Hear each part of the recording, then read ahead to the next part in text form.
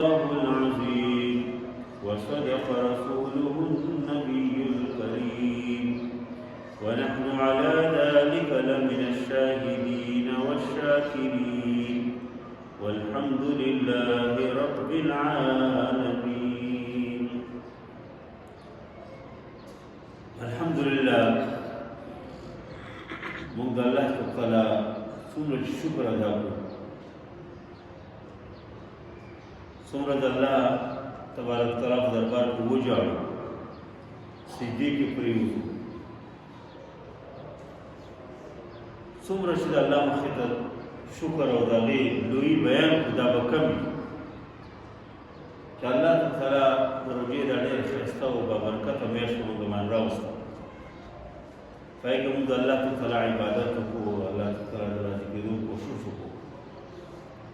او دا غیر وروسته بیا د اختر دا ورځ په موږ باندې الله په خیر خو وشي تېره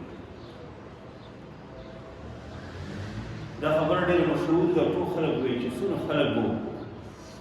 چې تېر شوي روژه کې وو اوس به زموږ سره موجود دي او بیا به پته نه وي چې آینده روژه کې او په آینده اختر کې به هغه موږ سره وکړو موږ د ناستو کسانو کې چې موږ ډېر لرې نه ځو د ناستو کسانو په فکر څونه کسان آئندہ روجے پورے آئندہ اختر پورے موجود په دې وجه باندې موږ د الله تعالی د دې نعمتونو د روجې د دې اختر د دې څومره شکر ادا کړو او په دنیا کې داسې خلک په دنیا کې داسې مسلمانان چې هغه ځان نه د هغې روژه صحیح وه نه د هغې افطارۍ صحیح وو نه پیشنوي او سحري ته د هغوی لپاره د چارګانو لپاره نه موقع وه او خپل جماعت ته ملبې د پاسه به ناست و د الله تعالی عبادت کوي خپل کور چت پې غورځېدلی و په هغې به ناست و د الله تعالی عبادت د قرآن تلاوت کوي موږ خو الحمدلله ښایسته جومات ښایسته شیرین جنان مرحوم جومات ښایسته جومات شیرین دل مرحوم په نوم ښایسته جومات الله موږ راکړي ښایسته په دې کې د اعمالو ښایسته ماحول قرآن تلاوت اذکار د قرآن د شان افطاري او سحري او ښایسته انتظام دا موږ الله کوو نو په دې ټولو نعمتونو انسان د الله شکر ادا کوي او کله چې انسان د الله د نعمتونو شکر ادا کوي الله په خپل نعمتونو کې اضافه الله تعالی قرآن کې فرمایي لئن شکرتم لأزیدنکم ولئن کفرتم ان عذابی لشدید فرمایي کہ تاسو زموږ د نعمتونو شکر ادا کړئ لأزیدنکم زه نورم پکې اضافه ولئن کفرتم او که تاسو دې نعمتونو ناشکري شروع کړه ان عذابي لشدید الله فرمایي چې زما عذاب ډېر سخت په دې وجه باندې انسان باندې الله ډېر لوی نعمتونه زه اکثر دا خبره کوم چې کوم انسان ته که الله په خپلې مخ د ځمکه باندې خیمه هم نه ده ورکړې محل او بلډینګ او دا خو لرې خبره خیمه هم الله چاته هم ده ورکړې دا هم د الله ډېر لوی نعمت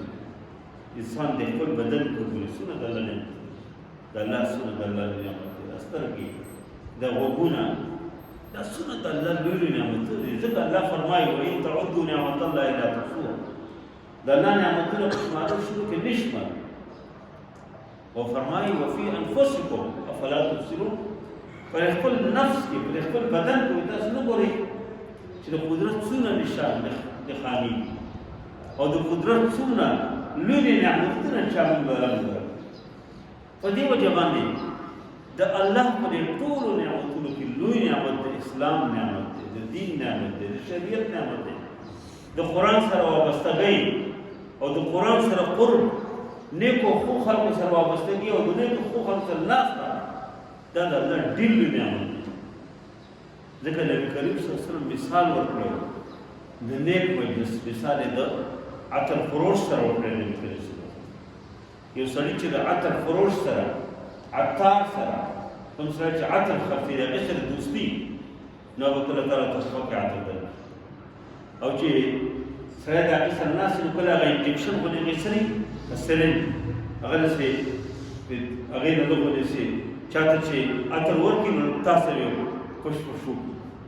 او کني اصل تراسه خوشبو به درنه راځي او د بدو او د خرابو مجلسونو د خرابو ملګرو د خرابو تعلقات د هغې مثال نبي کریم صلی الله علیه وسلم د لوهار سره ورکړی دی. کوم چې دا لور په اور کې کېږي او ګرمۍ کې بې اوبو کې کېږي او داسې اوسپنه ګرمۍ او اور کې کېږي، نو هغې نه بدبویي راځي، د هغې نه هغه لوګي راخېږي او د هغې نه هغه د اور هغه سپرغۍ راخېږي. نو کله د انسان کپړو ته ولګي سوري پکې وشي او که نه یې هسې بدبویي خو در به راشي. دا شان د ښو ملګرو، ښه تعلقات، ښو ځای ته تلل راتل، دا د الله تعالی ډېر لوی نعمت دی. په دې وجه باندې موږ د الله تعالی چې څونه نعمتونه په هغې باندې شکر ادا کوو، د اسلام او د دین او د شریعت او په دې روژه کې څونه موږ عبادت کوو، موږ د هغې ته شکر ادا کوو. ځکه چې انسان باندې دا زندګي هسې هم تېرېږي.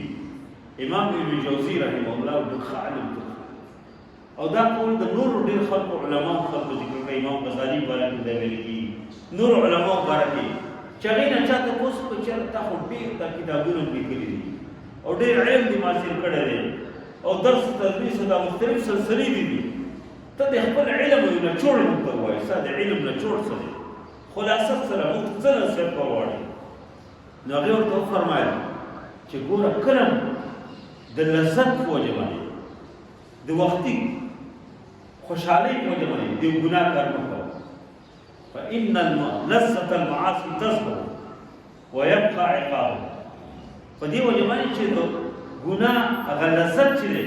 هغه ختم شي، لیکن د هغې هغه سزا،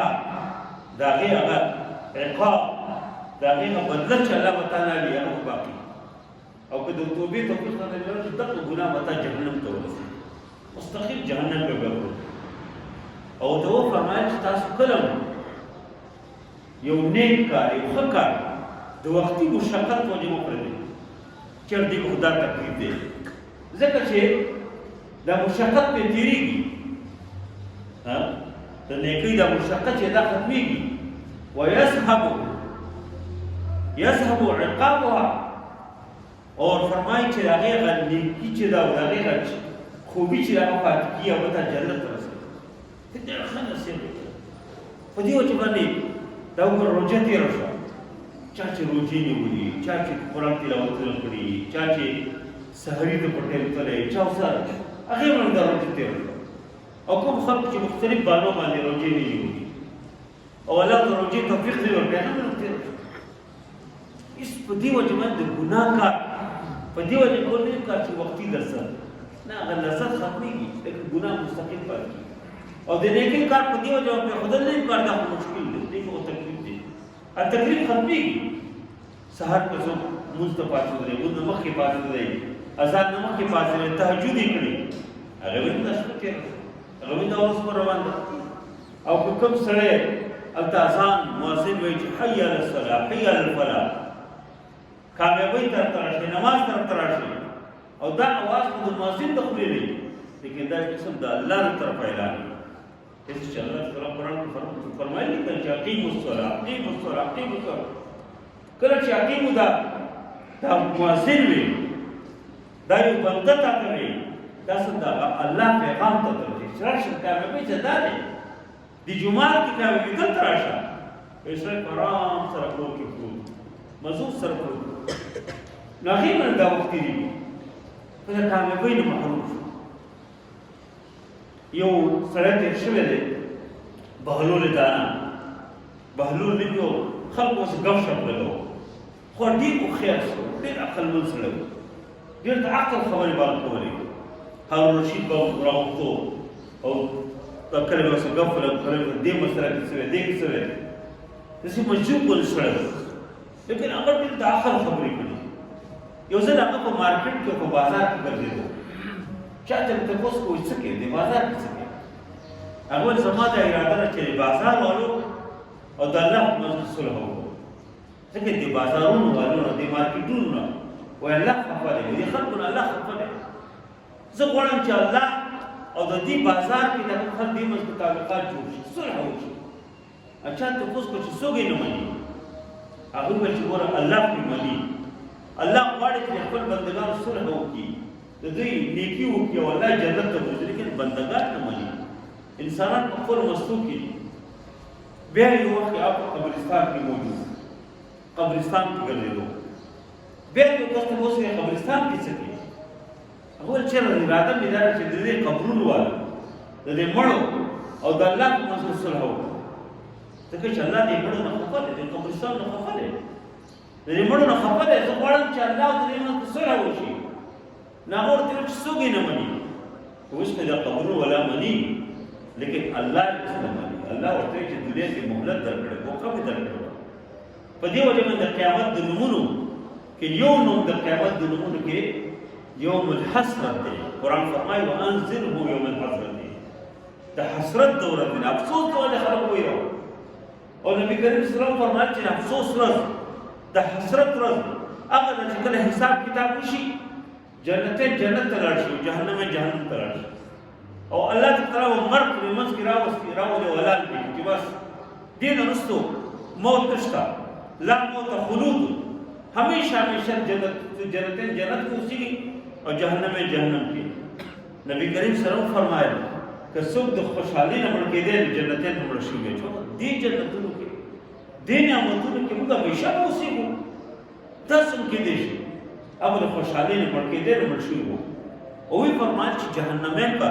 که سب د غم دلاس مړ کېدل جهنمین مړ شي ځکه چې دا اعلان شي دې جوړ کې په دې سختو کې به ہمیشہ ہمیشہ پر ہے لفظ ماران لڑمانان اور سنگ سخت اور بچی وقت ویسو ہمیشہ پر ہے نبی کریم صلی اللہ علیہ وسلم فرمایا کہ دا حسرت اور پدی وجرہ کہ جہنمین مملاس مگی داس کاش مگی دا کار کرے اور جنتین مملاس مگی افسوس بگئی صحابی کرام تفس کو یا رسول اللہ جہنمین کو یقینا افسوس کئی اب خپوی پریشان ہوئی چې موږ دومره ګنده خلک وو موږ دومره کمزوري وو موږ دومره غورځېدلي وو خپل بیکګراوند موږ دومره نه چې موږ اسلام او دین او شریعت مطابق پاک او صاف او ښایسته زندګي تېره کړه موږ جهنم ته راغلو یقینا جهنم خو افسوس کوي لیکن جنتین به ولې افسوس کوي نبی کریم صلی الله علیه وسلم فرمایل چې جنتین چې جنت ویني د هغې مسیحو انعامات ویني هغوی چې کاش مونږ نور هم نیک عمل کړی دا کوم وخت چې مونږ فضول تېر شوی دی دا مونږ نه وی کړی ګوره اسلام او شریعت ته وګوره په هر څه کې دا چې بیت الخلا ته مونږ داخلي وو مونږ دعا وکړو اللهم اني اعوذ بك من الخبث والخبائث دعا وکړو بیا بیت الخلا کې دعا نه ویو بیت الخلا چې اعوذ به غفرانک مطلب چې الله موږ معاف کړي چې شي باندې معافي غواړي دا لږ وخت چې په دې باتونو کې ناست ما د الله ذکر وکړو د الله ذکر نه محروم ځکه چاته خو ذکر منع دی یعنې په دې باندې الله پاک دا یو قسم د نبي کریم صلی الله علیه وسلم زبان مبارکه موږ ته وښودې تاسو غفرانک ووایئ دا جمع همیشه د الله په ذکر باندې انسان یاد او دې رجوع کې چې موږ الله ته لږ ونیږي لږ ونې الله ته نږدې شو موږ سترګو حفاظت شروع کړو موږ د ژبې حفاظت شروع غیبت نه کوو موږ د غوږونو حفاظت شروع کړو موږ لږ د حلال او حرام کمې شروع کړو خپلوي شروع کړو رشته داري شروع کړو څوک راته جنګ کوي وایي نه زه روجه یم زه جنګ نه کوم نه زه جنګ نه کوم ته یې وکړه زه جنګ نه کوم لږ ونې موږ ټیک شو الله ته نږدې شو نو بیا د الله نعمتونه وګوره د الله رحمتونه وګوره د غریب سړي په دسترخوان کې څومره نعمتونه دي څومره انعامات او د دې خاري خبر نه کوم ته چېرته غرونو ته راټلې بایلوډ ته راټلې سلاسو د بر غرونو ته راټلې مومند د طرف څخه راټلې د تیر او سواد ته راټله اچانک د چا کور ته راشه د هغې په دسترخوان په دونه نعمتونه موجود سړی حیران شي لیکن چې دغه د اختر میاشت ښکاره شي او موږ الله پرېږدو د الله دا کور پرېږدو د قرآن تلاوت پرېږدو ذکر اذکار پرېږدو الله بیا موږ سره څه کوي مخکې بینک بیلنس دی بینک سره بینک بیلنس اضافه کوي که نه راځي داسې نه چې مخکې ډالر یورو ته راځي اوس ختم نه داسې مخکې بینک بیلنس دی مخکې ستا تنخواه ده مخکې ریړه باندې مخکې څخه تر اوسه خرچه مخکې ستا دوکان دی لیکن بیا هغه نعمتونه نه وي ولې نه وي ځکه چې موږ د الله هغه دسترخوان پرېږدو د الله هغه رحمتونه پرېږدو الله چې موږ باندې کوم فیضات او برکتونه کړي کوم ذریعې هغه موږ پرېږدو نو الله رانه خفه شي الله دربار ولله خزائن السماوات والارض ولكن المنافقين لا يعلمون. فرمایا چې الله تعالی سره د ځمکې او اسمانونو خزانې دي، لیکن منافقین طرف ته نشته. منافق نه پوهېږي د الله څخه ځمکه اسمان خبر نه. موږ په دې دکانونو کې موږ داخل دې کامیابې نه دي، په دې رڼو کې او په دې کاروبار کې اذان به وشي او سړی به ارام څخه خپل دوکان کې ناست، هغه ته دا احساس ته ګاډی به چلې په ارام به راښسته جومات دی ودرېږه مونځ وکړه الله یاد کړه بیا مخکې ځه. لیکن دا شی نشته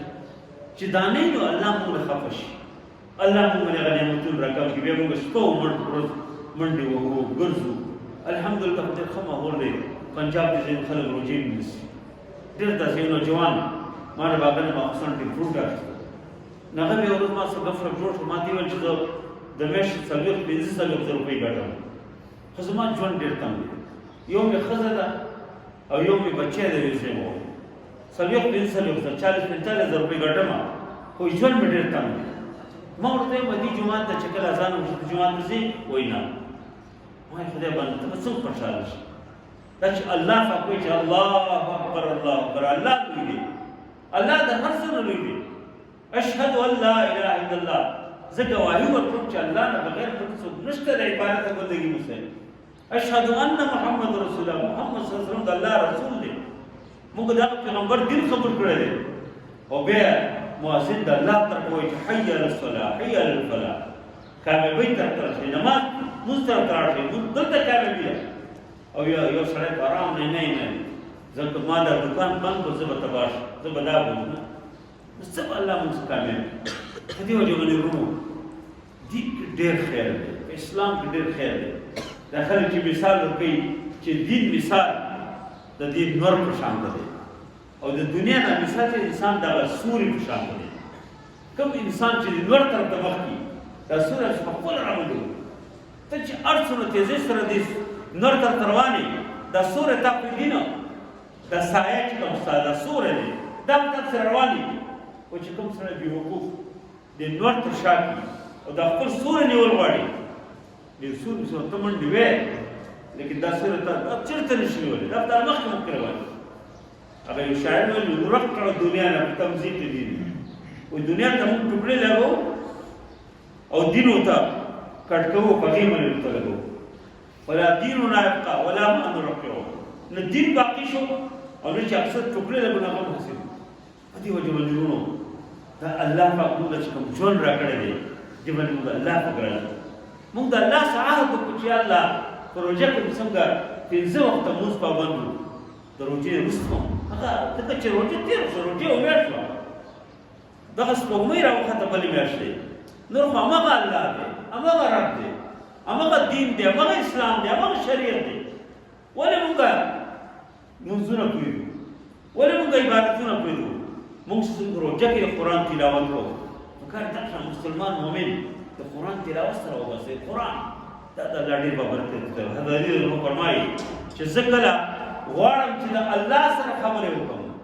د الله سره هم کلام شم، الله سره مې خبرې زړه غواړي نو یې مونځ کوم،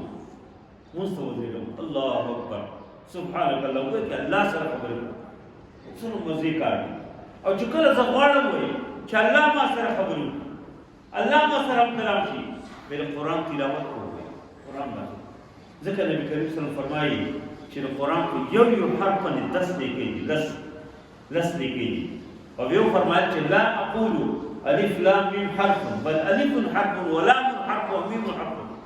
وی فرمایل چې په یو حرف باندې 10 نیکۍ دي. اوس دا وایم چې الف لام میم یو حرف دی، الف ځان له حرف دی، لام ځان له حرف دی او میم ځان له حرف دی. یو سړی چې الف لام میم صرف ویل 10 نیکۍ شو. ته به اندازه سورۃ بقره مکمل ویلا، سورۃ نیکۍ شو، سورۃ العمران ویل، سورۃ نساء ویل، سورۃ مائده ویل، سورۃ انعام یو، سورۃ اعراف یو، سورۃ انفال یو، سورۃ توبه یو، سورۃ یونس یو. دا یو څو سورتونه دي او په دې کې په زرګونو آیاتونه دي او په دې کې پته لري څونه حرفونه دي. په دې باندې سورۃ کې تاسو ویل شي.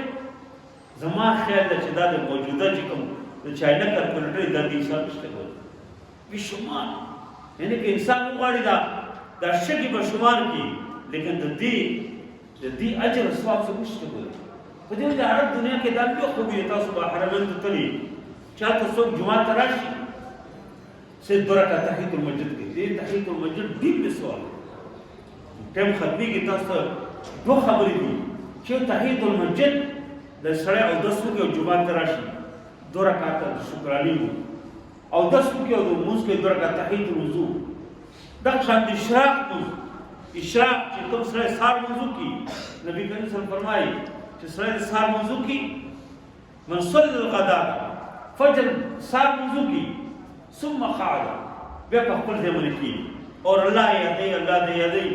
حتی چې سور لوړ راوخېږي او بیا پاڅېږي ثم صلی رکعتین بیا 2 رکعته لمونځ وکړي دا صحیح روایت دی صحیح نبی کریم صلی الله علیه وسلم فرمایي کانت له كأجر حجة وعمرة تامة تامة تامة درې ځله نبی کریم صلی الله علیه وسلم فرمایي چې څوک د سهار لمونځ وکړي او په خپل ځای باندې کښېني او د لمر ختو انتظار وکړي 2 راوخېږي او 2 رکعته لمونځ وکړي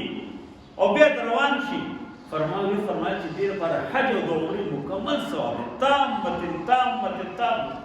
د الله نبي الفاظ لیکن موږ ولې نه کوو حج چې حج راځي حج مبارک شه عمره دې مبارک شه دا مفت عمره ده مفت حج پاک صاحب زندگی انسان ته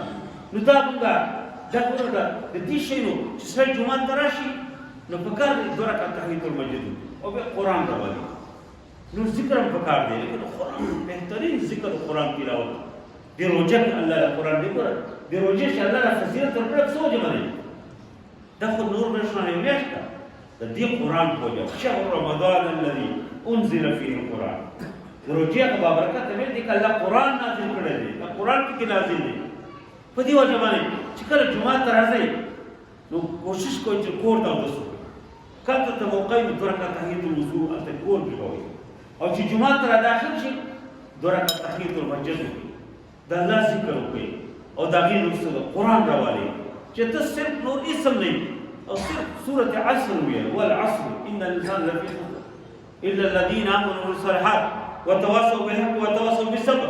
د دې څونه اجر شو تاسو کارپنټر د دې حساب نشي کولی موجوده چې کوم زرعي د حساب کتاب هغه حساب نشي کولی په دې وجه باندې ورونو د قرآن او د دین او شریعت دا ډېر اسان دی د جنت دا ډېر اسان دی څه چې کله ګورو الله پاک بانی ګوري انسان د جنت رسول بانی ګوره چې اودس دې وکړو بس ګناهونه معاف کېږي لاس ګناهونه سترګو ګناهونه د غوږونو ګناهونه د پښو ګناهونه بیا چې ته راشې جومات ته یو قدم باندې الله ته تعجب وي یو قدم باندې ګناه معاف کېږي یو قدم باندې درجات اوچتېږي بیا چې لمونځ وکړي پاک وصاف کړي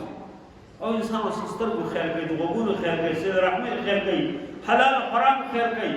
نو الله تعالی جنتونه دې ډېر مسینه جنتونه په دې باندې خپل قرآني آیات چې ولوستو یو خو په دې کې الله تعالی استقامت خبره کوي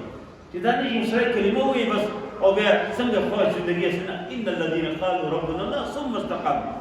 استقامت په اختیار کې نو و فرمایل چې الله په فرشتي نازلې تتنزل علیکم الملائکه او دا وایي چې الله تخافوا ولا تحزنوا او د جنت بشارتونه خوش خبرونه ورکړي او ته فرمایي چې نزلا من غفور رحیم جنتونه دي هغه جنتونه چې ولکم فيها ما تشتهي انفسكم څه چې غواړي څه چې ستاسو دل خواهش کوي هغه به الله درکوي ولکم فيها ما تدعون څه چې وغواړي په زړه کې دراشي او بیا الله فرمایي چې نزلا من غفور رحیم دا د غفور رحیم ذات د طرفه مېلمستیا ده دنیا کې چې غړ سړي کور دراشي هلته څه غواړي هغه درکوي او دا الله تعالی د احکم الحاکمین د ټول کائنات رب او خالق مېلمه او اخیری خبره دا حدیث چې ما کوم تاسو مخکې لوستلو حضرت ابو ایوب انصاري د روایت دی د دې سره ترجمه او سره تشریح کوم بیا خبر کوم چې نبی کریم صلی الله علیه وسلم فرمایي چې څوک د روزې د میاشتې روزې ونیسي ثم اربع سته من شوال او دا ټول سپېره شوال د شپږ روزې ونیسي کان کصيام الدهر وایي چې اوس نه هغه د پورا کال روزې ونیول کان کصيام الدهر وایي چې پورا کال روزې ونیول او بعد خلق د دهر معنا کوي مکمل زمانه روزې ونیول په دې وجه چې دا هر کال سره دا کوي رمضان روزې نیسي او هغه سره شپږ روزې شوال نیسي نو ګویا عمر په دې کې کوي عمر بر روزې نیولې عمر بر پوره ژوندۍ او دا ډېر آسان دي شپږ روزې ګور دام کې دې شي سره پیر او جمعرات روزه نیست. نبی کریم صلی الله علیه وسلم پیر او جمعرات روزه نیولې او نبی کریم صلی الله علیه وسلم فرمایي چې پیر په ورځ زه پیدا یم ځکه زه دا روزې نیسم وایي دا ماته خوښه ده دې روزې وځم او جمعرات روزه انسانانو اعمال الله تعالی ته دي په دې وجه زه غواړم چې زما زه روزې سره یم او زما عمل الله تعالی ته راشي نو پیر او جمعرات مو شی ونیسي یا داسې نور بله ایمي 20 روزې دي سپینې ورځې ورته وایي ایمي 20 دیارلسم څوارلسم پنځلسم اسلامي میاشت په دې باندې نبی کریم صلی الله علیه وسلم روزې نیولې دي ډېر لوی فضیلت نو دغه ورځ باندې شي نو شوال ته روزې به وشي او دغه به وشي ډېر لوی اجر دی په دې وجه زه د ځوانانو ته درخواست کوم دا ځواني تېرېږي دا زندګي روانه ده څومره خلک دې قبرونو کې پراته دي ستاسو شان ښایسته ښایسته دې عیساخېلو کې قبرستان ته زه راغلم او په یو قبر باندې دغه تاریخ پیدا شي لیکلی او وفات یې لیکلی او مالک بالکل نوجوان او د هغې ډګریان یې لیکلي هغه څومره ایم یې کړی په هغه شناخت یې لیکل دا چې راشي د عیساخېلو قبرستان کې اخر سر د قرون طرف ته په هغې ډګریان لیکلي لیکن هغه اوس په دې دنیا کې نشته هغه لاړ هغه ته به څه پکارېږي عمل به پکارېږي په دې موږ الله راضي کړو شیطان مې لعنت ولېږو څومره ژوند دی دا ښایسته تېر کړو شریعت مطابق اسلام مطابق دین مطابق دنیا کې موږ ډېر خوشحالۍ سره اطمینان سره ژوند کوو او په آخرت کې موږ دې دنیا کې څوک څوک اسلام ته نږدې خوشحاله دی څوک څوک مزګزار دی دیندار دی د قرآن تلاوت کوي ښایسته ګیره ده حلال او حرام تمیز کوي او خوشحاله دی او څوک څوک دین نه لرې دی اگر چې هغه سره ډېر لوی بېګل شي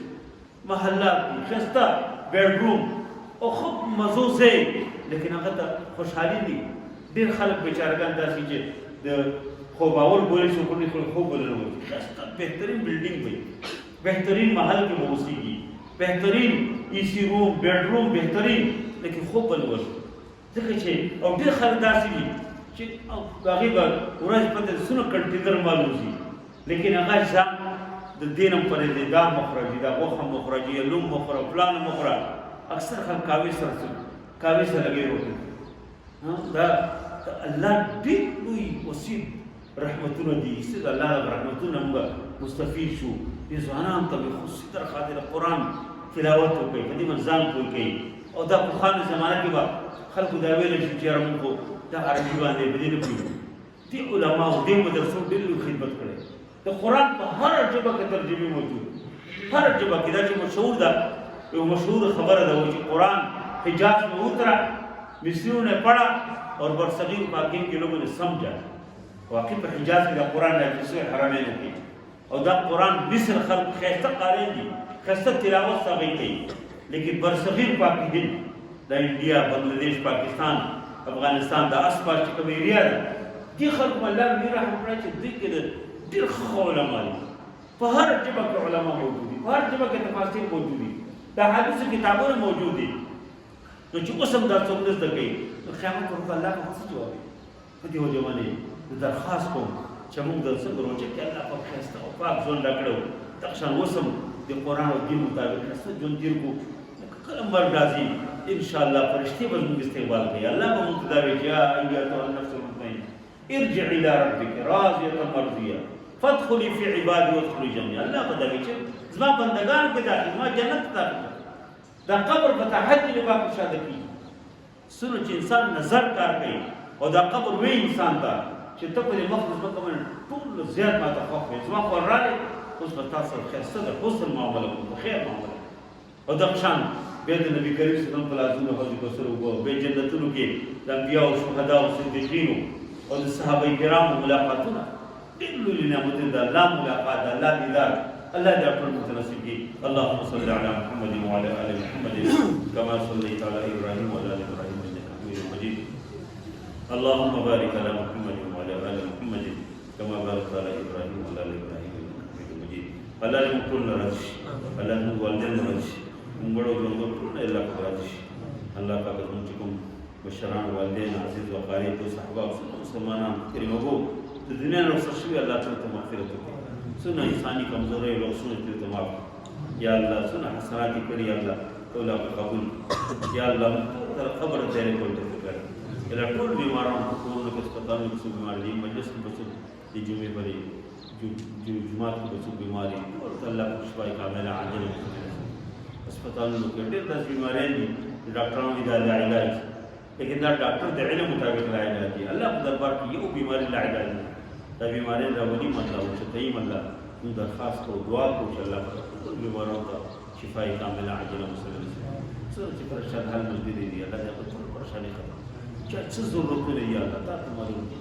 الله سب دربار کې څه کمې نشته ټول دی الله خپل غیب ته خزانونه ورکړي او د دې شرعي حاجتونه ټول پوره ټول دنیا کې مسلمانان مظلوم دي خاص کر کشمیر مسلمانان ډېر په بدحالي فلسطین مسلمانان هغوی ته دعا وکړي چې الله دا خصوصي مدد امریکا او اسرائیل او یهودیان ډېر غرور سره کوي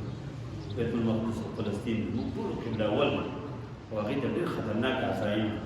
الله دې د هغوی دا ټول عزایم ناکام الله دې په هغې باندې هواګانې مسلط کړي الله دې لومړي سره د اوبو په الله مسلط کړي الله دې پرې خپل دا ماشي دې په الله مسلط کړي الله دې خپل سپي مسلط کړي الله دې خپل زمري مسلط کړي او د الله تعالی ډېر لوی لښکر وي وما یعلم جنود ربک الا هو الله لښکر یې الله ته معلوم وي الله دې خپل لښکر مسلط کړي او الله دې ټرمپ او نتنیاهو دې څومره چې د یهودیانو امریکا او د غرور دې الله دې ختم الله دې مسلمانان دې شعور وساتي اسلام پاکستان د امت مسلمه خلاف چې څومره سازونه دي دا ټول سازونه د الله په ذات کوي څوک چې اسلام لپاره خدمت کوي دین لپاره خدمت کوي قرآن لپاره خدمت کوي الله دې کوي مدد کوي اسلام دې الله غالب او څوک چې اسلام د غلبې لپاره دین د غلبې لپاره محنتونه کوي الله دې موږ د هغوی ملګري او الله دې هغوی کامیابۍ نصیب دا مرکزونه د اسلام مرکز جماعتونه الله دې آباد کړي څوک چې دې سره څه قسم تعاون کوي الله دې د هغوی هر قسم مسایل او مشکلات حل کړي او الله دې موږ ټول د دې مدرسو او د دې جماعتونو دې مرکزونو خادمین جوړ کړي الله موږ دې محافظین جوړ کړي او دلته دې د ملګري خدمت کوي د څه قسم تکلیف دی الله دې ټول ته ښایسته ژوند ورکړي د جومات چې کومه جسد ورمن جوړ دی او خبر کې پروت دی الله د هغوی مغفرت وکړي الله د هغوی د دې اجرونه وکړي الله دې موږ ټول راضي شي په دې وخت کې دا بدامني ده دا وخت کې د الله بدامني الله ختم کړي جوماتونه خلک کېږي علما شهیدان کېږي او دا مختلف قسم د مسایل دي دا چې څوک هم کوي الله دعا چې الله د هدایت نصیب کړي په نصیب کې هدایت نه الله ته کافي شي الله د بدامني ختم کړي الله د ټول اسلامي مذهبي جماعتونه الله د یو دا چې یو بل خلاف د خوارج او دا ختم څنګه د خوارج ختمي امت جنگي الله ته د هدایت وکړي هدایت نصیب کړي یا الله غیر فرقافي الله دې هغه خلک د امت یو کول غواړي امت کامیابول غواړي الله دې هغوی موږ د هغوی ملګري کړي الله دې موږ راشي وصلی الله تعالی علی خیر خلقه محمد رسول الله